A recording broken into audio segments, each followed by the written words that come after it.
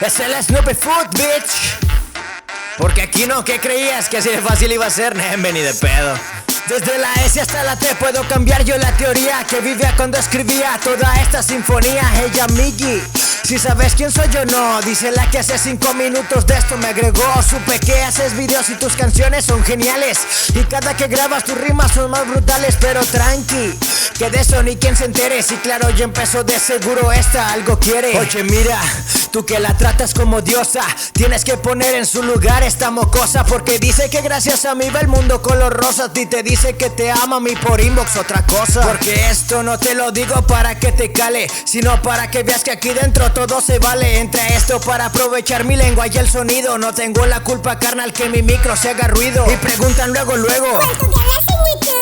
ya ni la sordean, les atrae la multitud, solo escucha. No me interesa, así que no amontones. A la madre de mi hijo no le llegas ni a los talones, porque hasta para decirlo la niña ni le batalla. Pa' la otra va con canción y captura de pantalla. Pura chica material, solo te haces ver mal. Si de un tiempo para acá parece que ya es viral. Y lo repito, les apantalla el numerito.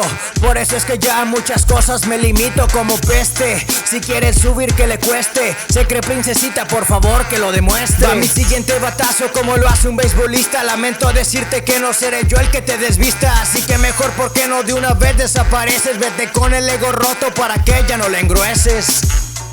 Ahí te va. Y parece que no soy el único, parece que le ha pasado a varios, pero pues ¿quién más lo va a decir? Nada más el Snoopy Food, va. El manicomio rec. Ahí nada más. Mis logros son para mi familia, para mi novia, para mi hijo. O para perras que se atraviesan, no mames.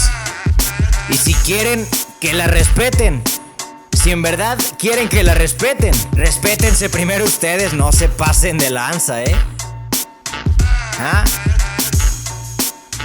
Ahí nada más. Es el Snoopy Food. Ay, ¿para qué anden diciendo? Ay, el Snoopy me dedicó una canción, qué hermoso.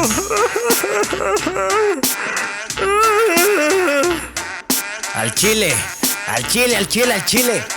No mames. Ahí nada más. Ya, vámonos. Dejen su like.